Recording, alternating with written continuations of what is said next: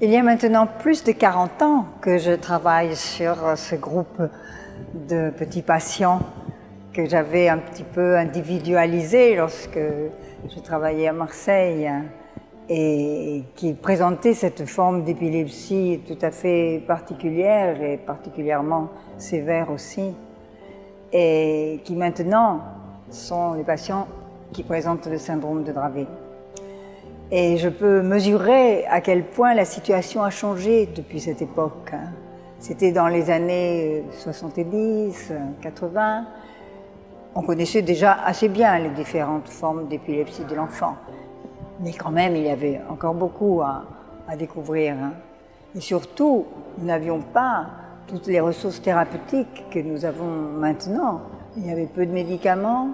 Nous ne savions pas quels étaient les médicaments qui pouvaient être les plus utiles pour ces enfants. Depuis, on a beaucoup plus de médicaments et surtout, grâce au progrès de la génétique en particulier, nous savons maintenant mieux quelle est la cause de la maladie, quel est le terrain génétique sur lequel elle se développe, et nous savons aussi mieux quels sont les effets des médicaments et nous pouvons mieux choisir.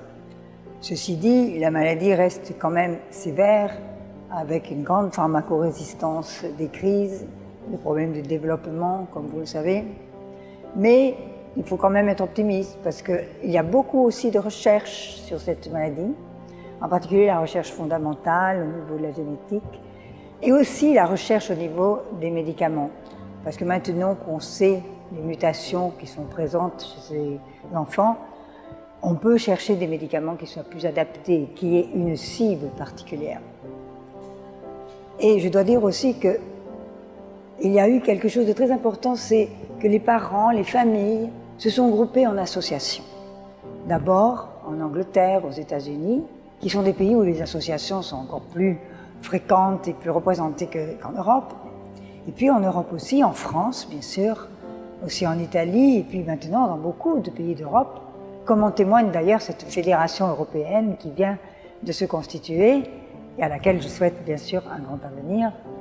Et donc ces associations sont très importantes parce que d'une part, les parents arrivent à se soutenir entre eux, à s'informer, à s'aider, mais aussi, comme ils établissent des rapports importants et finalement, je crois, assez sincères, francs et libres avec les médecins, ils stimulent les médecins, ils stimulent la recherche et ils sont un facteur de développement de la connaissance et de la maladie et de son traitement.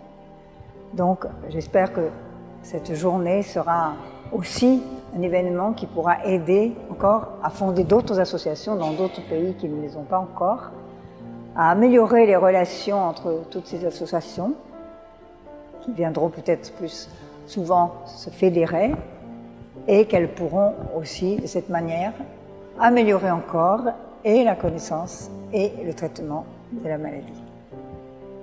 Voilà ce que je peux vous souhaiter.